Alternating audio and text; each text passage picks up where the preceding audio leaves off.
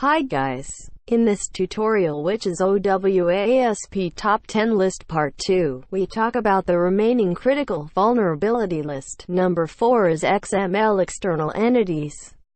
It refers to a specific type of server-side request forgery (SSRF) attack whereby an attacker able to cause denial of service (DOS) and access local or remote files and services by abusing a widely available, rarely used feature in XML parsers.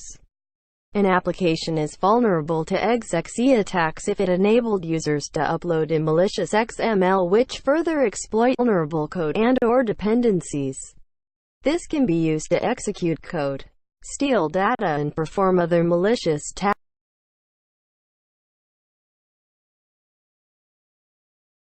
Number 5 is broken access control. Access control deals with verifying which kinds of users possess certain rights and privileges. It is vital to have a clear access control policy as well as documentation to ensure this. When the attacker breaks into the system by proving to the application that he's a known and valid user, the attacker gains access to whatever privileges the administrator assigned that user.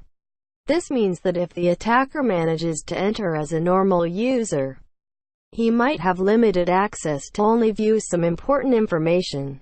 On the other hand, if he manages an administrative user with global access on the system, he would have almost total control on the application together with its content, with the limitations of the web application in itself. Generally, an attacker first tries to gain access to the prompt login screen where the application would request a login and password. The next step would be to enter a correct match of login and password that the application would recognize as correct, and which has high privileges in the system. Number 6 is security misconfiguration. Security misconfiguration arises when security settings are defined, implemented, and maintained as defaults. Good security requires a secure configuration defined and deployed for the application, web server, database server, and platform. To date, IBM reports that breaches related to bad configuration jumped by 424% in 2018, accounting for nearly 70% of compromised records over the year. Security misconfiguration stems from human error, rather than general weaknesses in protocols. Structured development and update cycle, if properly implemented, will reliably counteract this risk. A repeatable process should be put in place to secure and test the application during development, on the deployment of any new features, and when any component is updated or changed.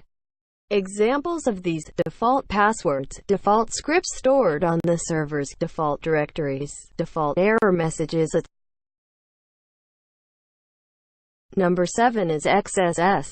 Cross-site scripting. XSS refers to client-side code injection attack wherein an attacker can execute malicious scripts, also commonly referred to as a malicious payload, into a legitimate website or web application. XSS is amongst the most vulnerabilities and occurs when a web application makes use of unvalidated or unencoded user input within the output it generates. In order for an XSS attack to take place, the vulnerable website needs to directly include user input in its pages. An attacker can then insert a string that will be used within the web browser. Remember that an XSS attack needs 3 actors: the website, the victim, and Number 8 is insecure deserialization. Insecure deserialization is a vulnerability which occurs when untrusted data is used to abuse the logic of an application, inflict a denial of service (DOS) attack, or even execute arbitrary code upon it being deserialized. In order to understand what insecure deserialization is, we first must understand what serialization and deserialization are. We'll then cover some examples of insecure deserialization and how it can be used to execute code, as well as discuss some possible mitigations for this class of vulnerability. Serializability. Serialization refers to a process of converting an object into a format which can be persisted to disk, for example saved to a file or a data store, sent through streams, for example sent out, or sent over a network. The format in which an object is serialized into can either be binary or structured text, for example XML, JSON, YAML. JSON and XML are two of the most commonly used serialization formats within web applications. Deserialization, on the other hand, is the opposite of serialization, that is, transforming serialized data coming from a file, stream, or network socket into an object. Web applications make use of serialization and deserialization on a regular basis, and most programming languages even provide native features to serialize data, especially into common formats like JSON and XML.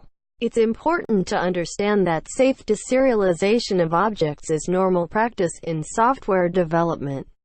The trouble, however, starts when deserializing untrusted user input. Number 9 is using components with known vulnerabilities. More and more apps are using pre-existing components rather than being coded completely from scratch. Web applications often need fast turnaround, and with the quantity of open-source components available, there is no reason not to make use of them. Analysis indicates that 96% of applications make at least some use of open-source components.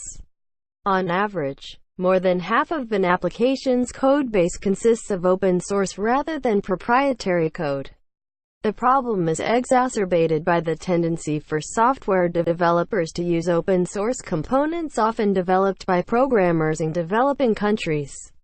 Under pressure to deliver at speed, these components are not sufficiently checked before use. The result can be new websites and applications with deeply embedded vulnerabilities unknown to the application operator. But once that vulnerability is discovered by cybercriminals, applications using the vulnerable component can be found and exploited. It could be a simple flaw in a small component, but one that ultimately makes the entire system hackable. Number 10 is insufficient logging and monitoring. When an attacker tries to exploit a vulnerability, they spend a lot of time probing an application or system to find these vulnerabilities. In the event a system doesn't have sufficient logging and monitoring in place, the attacker is free to leisurely explore for flaws and weaknesses, increasing the chance of successfully finding and exploiting an existing vulnerability. Ideally, you will have monitoring software in place to alert you to this pernicious probing. If not, at the very least you need an intrusion detection mechanism to let you know you have been targeted. If applications aren't patched with the latest fixes, vulnerabilities remain open to exploitation. The National Vulnerabilities Database (NVD), managed by the National Institute of Standards and Technology (NIST), is a searchable repository of known security vulnerabilities. We did a search on Microsoft Word for vulnerabilities reported in the last 3 months, and came up with 7 matches, including Microsoft Office 2010, Microsoft Office 2013 and Microsoft Office 2016. allow a remote code execution vulnerability due to the way RTF content is handled, aka the Microsoft Word memory corruption vulnerability. It would be a good idea to keep an eye on this resource and keep software updated. Follow us on hardenbit.com.